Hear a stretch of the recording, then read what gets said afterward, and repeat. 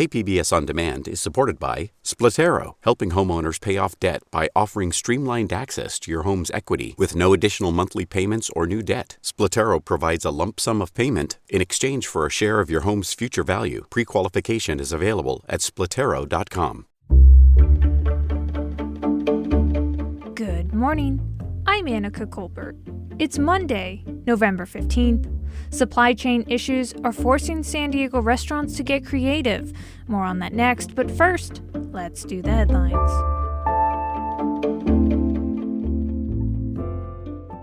Over the weekend, workers at Kaiser Permanente reached a tentative deal with union leaders on a 4-year contract covering nearly 50,000 employees in 22 local unions. The agreement prevented a potential strike of thousands of workers this week. The deal now goes to a Common Issues Committee and then to union members for ratification. Voting will occur over the next several weeks. Health officials say it's time to get your COVID-19 booster shot. Right now, the best data suggests eligible adults should get the same vaccine for your booster as you got originally. However, a mix and match will also work. Dr. Davey Smith is the head of infectious diseases and global public health at UC San Diego. I think it is important for people who are eligible to get a booster dose to go ahead and get them. Winter is coming, as they say. I am sure we're going to have an increase in cases, and having more people better vaccinated, as one might expect with a booster, should help.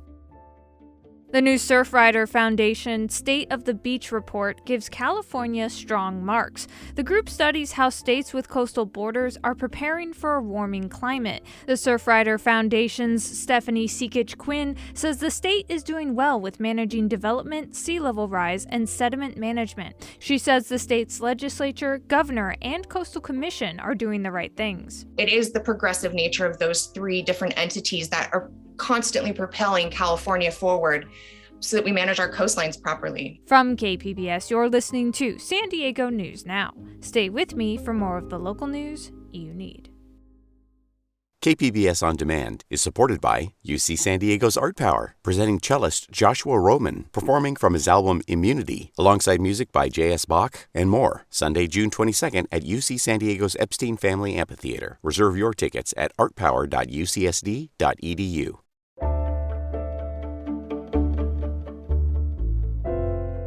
The pandemic already turned the restaurant business upside down. Now, that business is challenged with inflated food prices. KPBS's Melissa May describes how a local restaurant group is coping with the higher prices. Specialty Produce is one of the largest food service and fresh produce suppliers in San Diego. Prices are always going to go up. We have to find innovative ways to be more productive, increase productivity of people working for you, better cooperation with your vendors and your customers. So all this, we always do work as a team in this industry. Bob Harrington is the owner of Specialty Produce and says the fuel prices to run his fleet of over 70 distribution trucks is one of his biggest expenses, along with the price of getting the products to his actual warehouse. The cost of that truck for that 4 or 5 day period has gone up pretty dramatically, 30-40%. So it adds a lot of cost to the product itself. Harrington is used to inflation. I've never seen a time in the 40 years I've done this that there hasn't been inflation. I mean, I'm going to be honest with you. I used to sell, in 1977, I sold avocados for 11 cents each. So I think since 1977, how many times have avocados gone up in price? Specialty Produce sells and distributes supplies to over 1,000 restaurants each week, including those that are a part of the Trust Restaurant Group. Figuring out ways to make money off of the things that you may not have made money on in before. That's Brad Wise, chef owner of Trust Restaurant Group. Besides operating 5 restaurants throughout San Diego, they own a butcher shop and a catering company. Rising food prices have forced his business to get creative. Zero waste goes into it too. We make sure that every piece of every item is being used, and if it's the fat trim, it's being, on this steak, or at the butcher shop, it's being rendered down, put into butter that is for sale. So we've when your back is up against a wall, that's usually when you're the most creative. Wise tries to make sure the higher food costs do not significantly increase prices for his guests. Go to a product that may be a little bit smarter, buy in bulk and things like that. So although I've been, extremely hit by this kind of trend that's happening now. We're just trying to be as agile and as smart as we can on everything. Wise says customers have been understanding of higher food bills, and inflation is not going to stop his restaurants from providing a place for the community to gather and eat. This industry can't go anywhere, especially in San Diego. So it's just, let's just keep pushing forward, one foot in front of the next, and keep rolling. It'll get better, hopefully. And that's reporting from KPBS's Melissa May.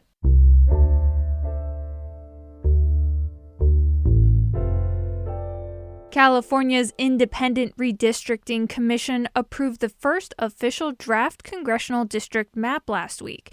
But some observers say the process lacked transparency and would dilute the voting power of some communities of color.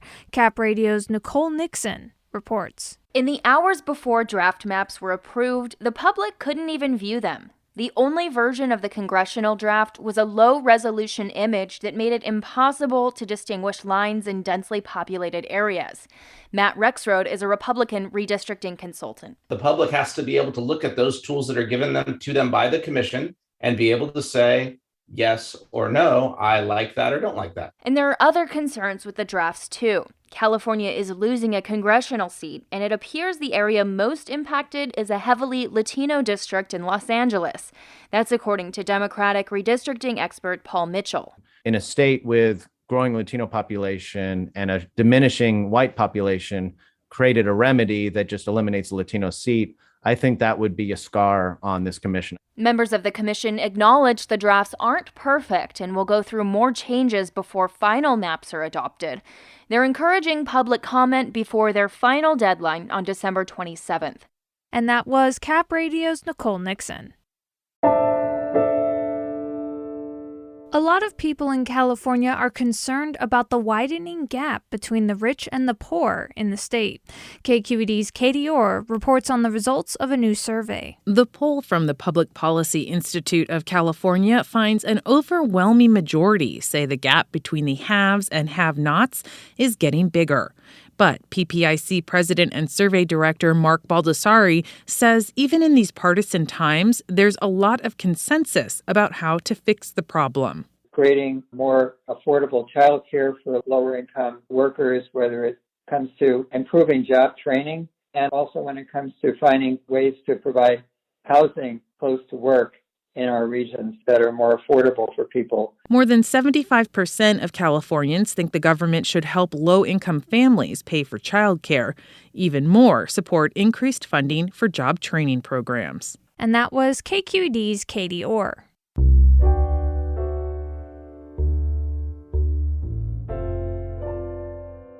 The new $1 trillion infrastructure bill passed by Congress last week is designed to overhaul and reimagine much of the nation's roadways, bridges, ports, rail transit, and power grid.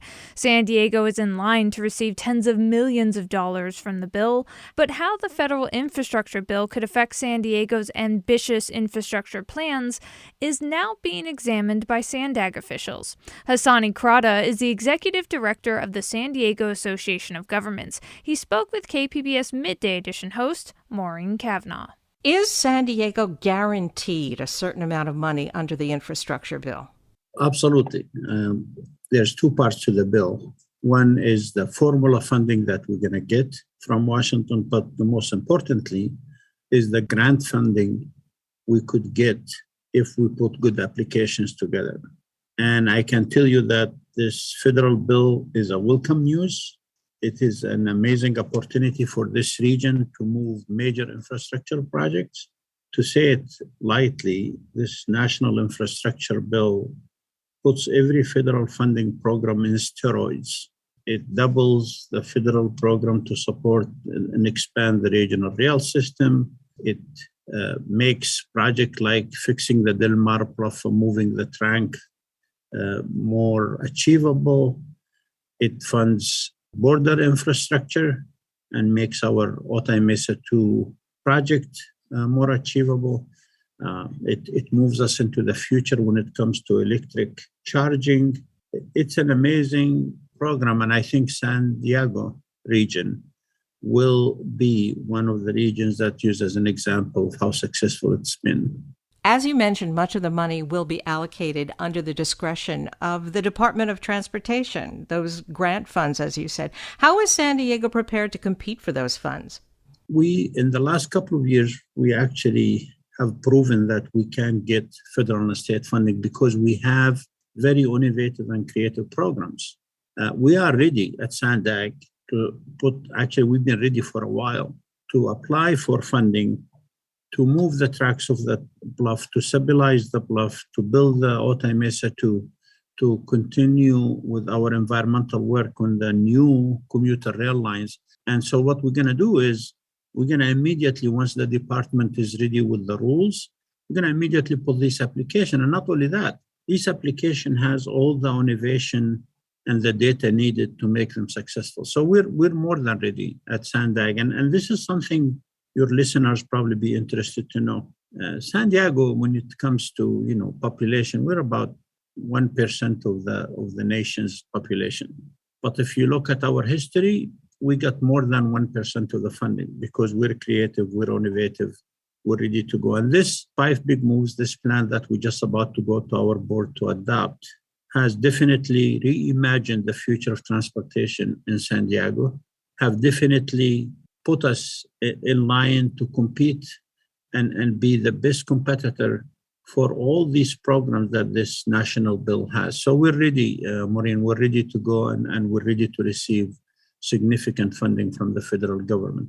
So you're saying you think the proposed new regional transportation plan gives us an edge in competing for the funds because of the kinds of projects in it. Is that what you're saying? Absolutely. This plan, as I said, not only reimagine the future of transportation in San Diego, but goes into the areas that this bill emphasizes. Rail, which we're putting 200 miles of air-belt rail, and we're about to start the environmental work in that. Moving the tracks of the Del Mar Bluff and stabilizing the bluff for good, building the tunnel needed for that. We just signed a memorandum of understanding with our partners in Mexico and Otay Mesa too. We're building a central mobility hub and providing choices for San Diegans to get around. So the 5 big moves, the new plan, definitely position us not only to compete for federal, but for state funding. It positions us to be very successful. And we were expecting exactly what's happening in DC right now when we start the work on this. Now, would monies received from the infrastructure bill allow Sandag to abandon ideas like charging a 4-cent a mile driving fee to fund transportation projects? The simple answer is yes, it could. We still need to know the impact of this in the overall regional transportation plan. But if we could get, because of this stimulus, national stimulus, we could get enough money. Obviously, we need the local funding. They haven't been in history and many projects that were 100% funded by the federal government. So you need the local match to be successful. Every project requires you to put local money on the table. We're about to deliver the mid-coast, a $2.2 billion project. The federal government paid half, about $1 billion, and we paid half. So I don't expect this would replace the need for federal funding, but the local funding. But with this, for example, look at the statewide road charge. That's going to have to be there because that's what the state is going to do by 2030. The additional road charge, yes, we're going to evaluate and see whether we still need this, but absolutely is going to impact our local financial strategy moving forward. Aren't there climate considerations, though, in that 4-cent a mile driving fee to try to get people off roads and onto public transportation? Totally. I think, Maureen, I spoke to you and Andrew Bowen when I started here, but almost 3 years ago. And I told you, and you could research this article, I told you climate change is going to drive our transportation decisions. And that's exactly still true today. Climate change is driving it. The road user charge is a very effective strategy to reduce greenhouse gas emissions that continue to be part of the discussion. But even if we scale down the local funding sources, We still need to come up with measures to reduce greenhouse emission because we're required to do it by state law. So yes, there is global warming consideration for that, not only funding. And now that giving that we have a national stimulus that we think we're going to compete well for, do we need the state charge and the local charge, or do we need one of them? That's something we still don't know the answer to. But at the end of the day, we're going to have a plan that meets the state greenhouse gas emission reduction, that meets the federal requirement of financial constraints, and meets our goals as a region to move forward with a system that reimagines the future of transportation. And how quickly do you expect the funds to be released and these projects started? I believe, this is the optimist in me. I believe by the end of this year, we should hopefully see a final rules. But for us, we are writing the application right now in anticipation of these rules being finalized. Quickly, depended the stages of the project. We have right now $1 billion worth of projects that are ready to go. We're ready to cut the ground. But we have multiple $1 billion projects that we're still in the environmental and design process. And that is where I hope when the Department of Transportation, the National Department of Transportation put the rules out, that they allow projects in the environmental stage to be eligible. And that's our hope. So it could be very quickly, but it will all depend how quickly the rules can be put in place so the rules of the game are clear. That was Hassani Krata, the executive director of the San Diego Association of Governments. He was speaking with KPBS Midday Edition host Maureen Cavanaugh. Coming up, Clifton Hicks came from a military family. He joined the Army and was deployed to Iraq in 2003. What does he think when he looks back on his service? The only thing I'm proud of is that I spoke out against the war. We'll hear from an Army veteran who became a conscientious objector. More on that next, just after the break.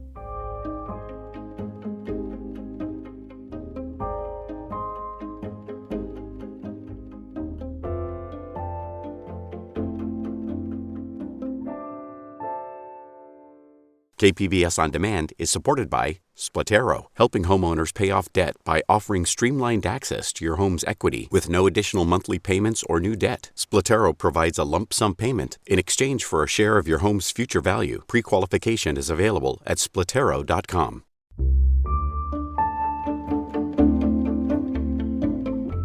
Now for the story of an American veteran, the latest in our 5-part series from the American Homefront. Clifton Hicks came from a family with a long history of military service.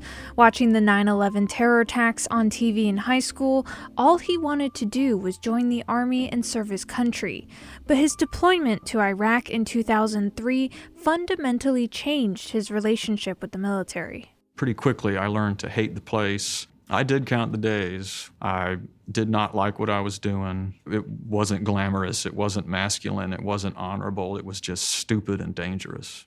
Everybody that I knew that around me, nobody wanted to be there.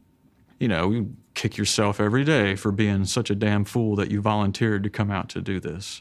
I think the only time I ever really saw a confirmed enemy, up close was when I was on gate guard duty, where you have to guard the main gate to the base. And there was a mortar attack while I was on gate guard. And after the mortar attack, this Iraqi guy came walking up to the gate and he had his hand blown almost completely off. His hand was wrapped up in a bloody rag. And they brought the medics up there and they quickly determined that he had powder burns all on his hand. He had just been firing the mortars at us. He was just a regular guy. And truth be told, he had every right to try to kill me. It's their land. It's their city. I have no business here. If I'd been born in Iraq, I would be him. And then there comes that happy day when you actually hand it all off to the new guys and it's their problem now. We started to hear through word of mouth that things were going really bad in Iraq. Parts of Baghdad had been overrun, that our old base where we were had been overrun, that all of Fallujah had been taken by insurgents and that a lot of Americans were getting killed. But we still had that feeling like, man, we got out of there just in time. It never occurred to anybody around me that the Army would send us back. Things were very different when we got back. all of the overpasses over the highway had been blown up.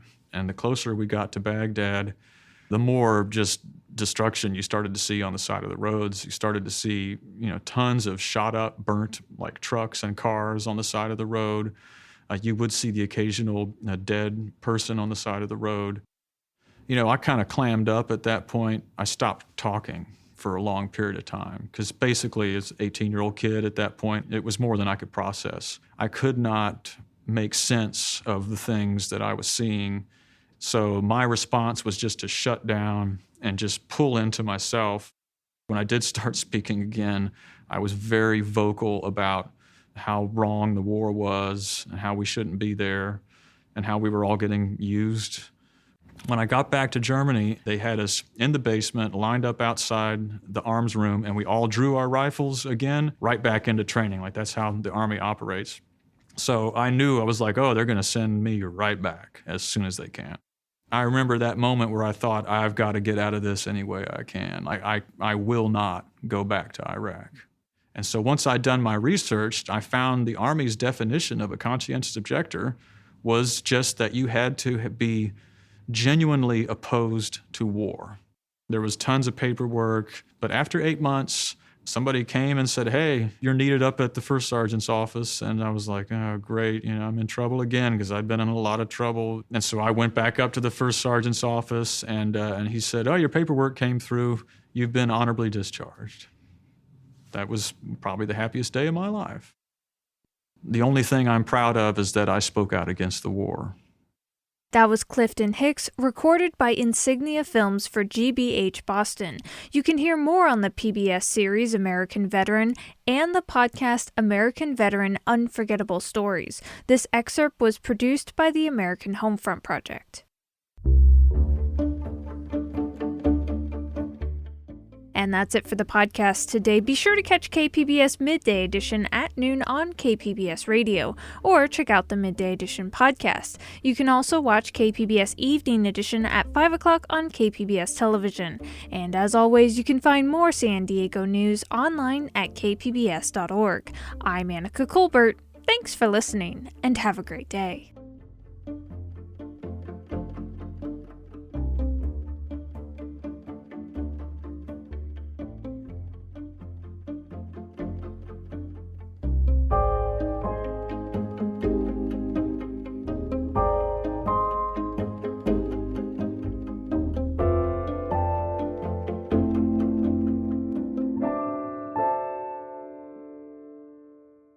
KPBS On Demand is supported by UC San Diego's Art Power, presenting cellist Joshua Roman, performing from his album Immunity, alongside music by J.S. Bach and more, Sunday, June 22nd at UC San Diego's Epstein Family Amphitheater. Reserve your tickets at artpower.ucsd.edu.